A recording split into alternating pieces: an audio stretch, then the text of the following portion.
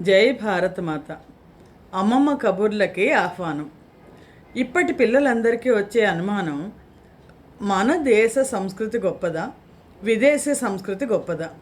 ఎందుకంటే వాళ్ళు చూస్తున్న సమాజంలో చాలామంది చదువులు అయ్యాక ఉద్యోగాల కోసం వేరే దేశాలకు వెళ్ళిపోయి అక్కడ స్థిరపడిపోతున్నారు.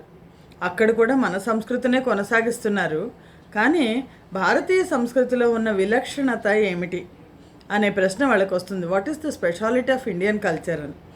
ఇదే ప్రశ్నని స్వామి వివేకానంద అని అడిగారు చికాగో కాన్ఫరెన్స్కి ఆయన వెళ్ళినప్పుడు.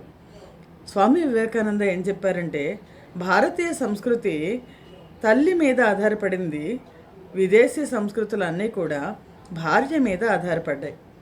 మన దేశంలో మాతృదేవోభవ, పితృదేవోభవ, ఆచార్య దేవోభవ, అతిథి దేవోభవ అని దేవతలుగా తల్లిని, తండ్రిని, గురువుని, అలాగే అతిథిని కొలుస్తాం మనం. అన్ని సంస్కృతుల్లో అలా ఉందో లేదో నాకు తెలియదు, కానీ భారతీయ సంస్కృతి చాలా సనాతనమైన సంస్కృతి. సనాతనమైన సంస్కృతి అంటే ఎప్పటి నుంచి ఉంది అంటే, వేదకాలం సుమారుగా 35,000 సంవత్సరాల క్రితం కూడా ఉన్నట్లు మనకు కనిపిస్తుంది. మిగిలిన సంస్కృతులు ఏవి 5,000 సంవత్సరాలకు ముందర మనకే కనిపించవు. కానీ భారతదేశంలో వేద యుగాలు, తర్వాత ఇతిహాస యుగాలు, తర్వాత పురాణ యుగాలు, ఆ తర్వాత చరిత్ర.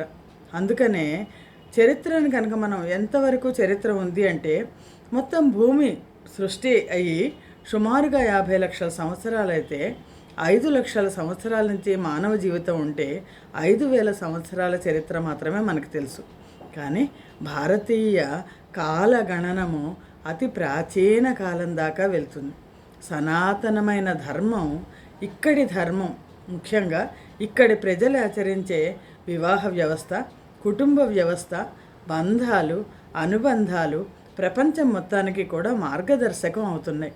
అందుకని భారతీయ సంస్కృతిని విలక్షణమైన సంస్కృతి అంటున్నాం. ఎక్కడ ఉన్నా సరే రాయప్రోలు సుబ్బారావు గారు చెప్పినట్టు, ఏ దేశం ఎగినా, ఎందు కాలిడినా, ఏ పీఠమెక్కినా, ఎవ్వరెదురైనా, పొగడరా నీ తల్లి భూమి భారతిని, నిలుపరా నీ జాతి నిండు గౌరవము అన్నారు. భారతీయ సంస్కృతిని చూసుకుని మనం గర్వించే పరిస్థితి రావాలి అని కోరుకుంటూ ధన్యవాదాలు.